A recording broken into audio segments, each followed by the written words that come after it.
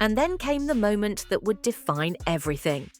With the score at 15-30 in Towson's service game, a crucial point that put Eala 2 points away from a break, the Dane approached the net for an apparently easy return. Eala responded with an aggressive volley. But this is where the real mystery begins. To understand the magnitude of this controversy, one must dive into the most fundamental and simultaneously complex rule in tennis: the net rule. The ITF rules of tennis, Rule 24G, is as clear as crystal, and yet one of the most difficult to officiate in real time. It states that a player loses the point if they touch the net strap, or the imaginary vertical plane extending beyond the net post with their racket or any part of their body while the ball is in play. However, the devil is in the details. There is a crucial exception. After hitting the ball on their own side, the player may follow through with their racket over the net, provided they do not touch it. The problem? The difference between a legal follow-through and a premature invasion can be a matter of milliseconds, and the umpire's sightline is often deceptive. It was precisely in this regulatory grey area that the match unravelled. Eyewitnesses close to the court described the scene as ambiguous from the best of angles. What the television cameras showed was a sequence of frames that could be interpreted in two diametrically opposite ways. From the main angle, Eala's racket appeared to describe an arc that started on her side, made contact with the ball, and had a follow-through that may or may not have crossed the net's vertical plane before the ball did. The question wasn't whether she touched the net, that clearly didn't happen, but whether her racket invaded the airspace on Towson's side before the exact moment the ball passed to her side. The video review protocol at the US Open is one of the most advanced in sports, but it has its critical limitations. Umpire Kader Nooni, a respected veteran, had access to multiple slow-motion angles, but none offered a perfectly perpendicular view of the net.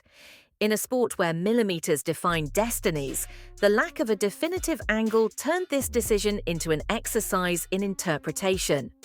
Sports technology experts who analysed the play later revealed that Open without a Finals, camera positioned 1675, exactly on the net 6th line, noong September it is 7. physically Ang impossible to panalong determine ito with ang naglagay sa 100% kanya sa certainty kasaysayan whether a bilang unang violation Filipino occurred or at not. unang Filipina na This nanalo ng technological flaw WTA at one of levels. the world's biggest tournaments became the Achilles heel of modern officiating. As Nooni analysed the images, the entire stadium but she held reads its a breath. game like a veteran. The 47 And seconds Alex, between the with her protest signature and the humility, final decision replied, were perhaps the "I'm longest learning in so both much from players' Nadia. careers. She brings calm Sources to the close storm. to the organization Together, we revealed just that flow. the umpire consulted at When they least trained three together different for the first time in angles, Guangzhou, including a high-speed sparks camera flew, view not a at friction, 300 but a frames per synergy. second. Eala's The youthful problem energy was met that each angle Kitchenek's told a tactical slightly brilliance. different story. Within minutes, One they suggesting the move like a racket team that had been remained playing on for the correct years. side until Their the ball instinct and crossed. sync, Another their showing a communication suspicious seamless. movement that could Nadia indicate later told premature reporters, invasion. smiling, In a sport that "You don't prides often find itself someone who on plays precision, with such heart. this visual Alex, ambiguity created the perfect scenario for a controversy storm. Towson's reaction when the decision was announced was documented by multiple cameras from different angles. Her facial expression transitioned from disbelief to contained fury in less than 2 seconds. How? How? These were the words picked up by ESPN's sensitive microphones as she approached the umpire's chair. The subsequent dialogue reveals much about the psychology of the moment. Towson, in perfect English, argued, "I clearly saw her crossing. The ball was still on my side." Nooni, maintaining professional calm, replied, "Clara, I reviewed all the angles. Her racket did not cross the net plane before contact." What happened next was a fascinating study in crowd pressure. As Towson protested, the boos began sporadically but quickly turned into a deafening chorus. Research in sports psychology shows that home crowds can unconsciously influence officiating, even in video reviews, a phenomenon known as social confirmation bias.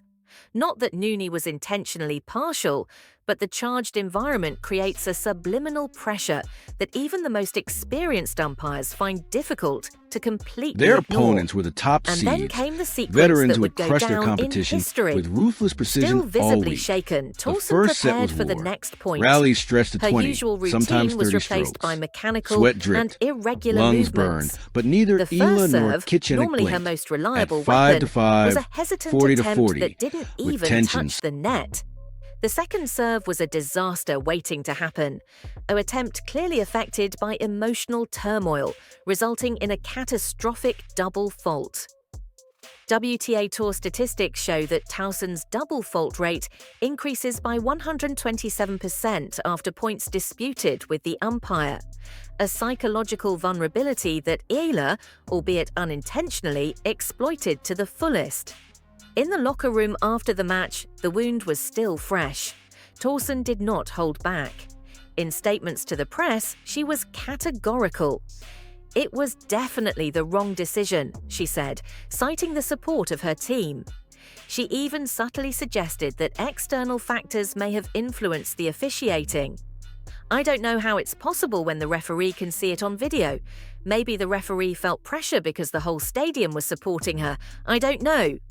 This veiled accusation added another layer to the controversy, hinting that the home effect may have played a role in one of the greatest victories in Philippine tennis history.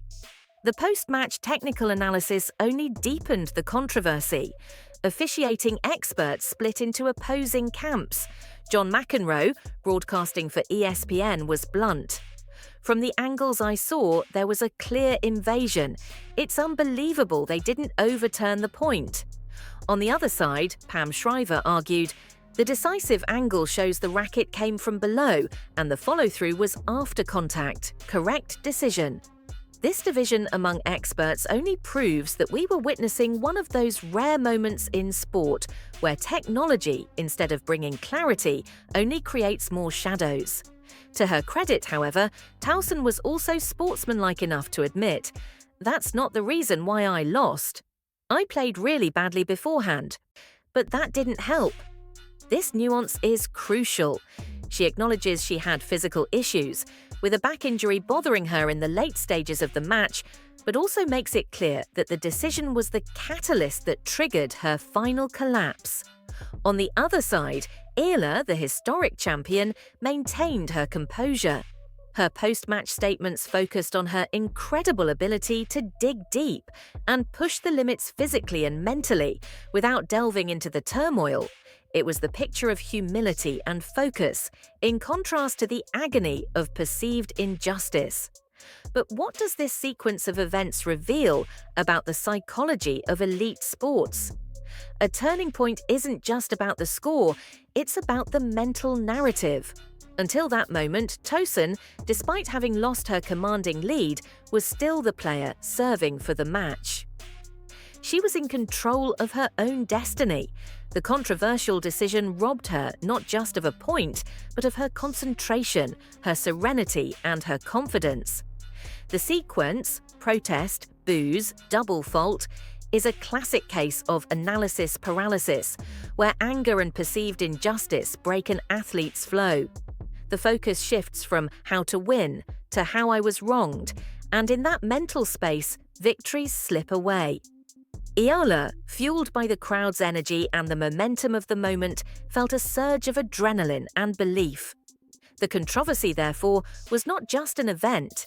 It was a psychological earthquake that redistributed mental strength between the two players at the most crucial moment imaginable.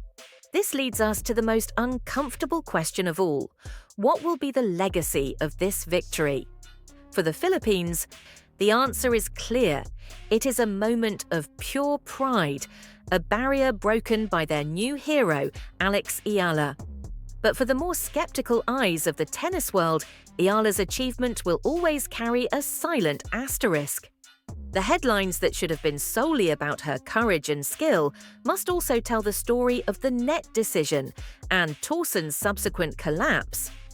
Does this take away from Eala's merit? Absolutely not.